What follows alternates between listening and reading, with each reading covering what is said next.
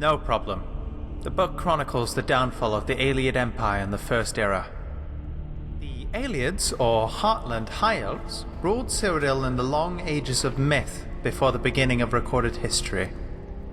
One of the earliest recorded dates, in fact, is the fall of the White Gold Tower in the First Era 243, which is commonly assumed to mark the end of the Ayleids.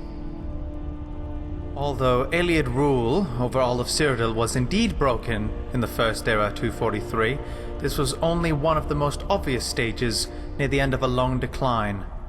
The first 2 centuries of the First Era saw increasing strife between the great Ayleid lords of Cyrodiil.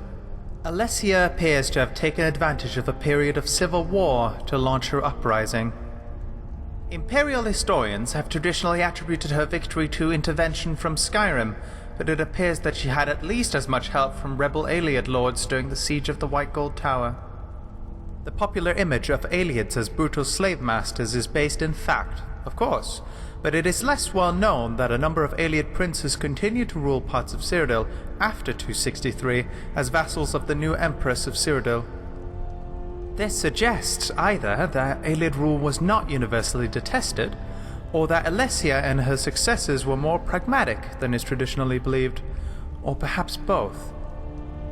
In any event, excavations at a number of Ayleid sites show continued occupation and even expansion during the so-called Late Ayleid period, from the First Era 243 to the First Era 498. At first, many Ayleid lords continued to rule as vassals of the new human regime. In some cases, Ayleid supporters of Alessia were even rewarded with new lands taken from slain enemies. It is not clear to what extent human slavery continued under the Cyrodiilic Empire. Humans continued to dwell in the Ayleid-ruled areas of Cyrodiil, but there is nothing definitive to show under what terms.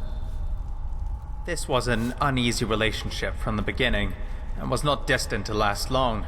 Resentment at the continued presence of Ayleid nobles within the Empire was a contributing factor to the rise of the so-called Alessian Order, founded by Maruk. The first victims of the Alessians were the Ayleids of Cyrodiil. In the early 300s, the surviving Ayleid communities in human-ruled areas were obliterated, one by one, the refugees temporarily swelling the power of the remaining Ayleid lordships. Then, in 361, the Alessians gained control of the Empire and enforced the Alessian doctrines throughout its domain. The Ayleid lordships were abolished. Enforcement of this decree does not appear to have required much direct violence. It seems that by this point the balance of power was so overwhelmingly against them, and the fate so long foreshadowed, that most of the remaining Ayleids simply left Cyrodiil, eventually being absorbed into the elven populations of Valenwood and High Rock. Indeed, the rise of the Dureni hegemony may be linked to this exodus of Ayleids from Cyrodiil, a connection so far little studied by historians. Still, a remnant Ayleid population seems to have survived the rule of the Alessians, because we hear of the last king of the Ayleids joining the Battle of Glenumber Moors, where the Durenis decisively defeated the Alessians in 482. How this king's people survived the preceding century is unknown. We do not even know who they were, although recent research points to Ninalta as the possible resting place of this last king. Unfortunately, in the current state of the Empire, funds are no longer available for proper scientific investigation of such extensive ruins, so the answer to these questions will have to be left to future generations.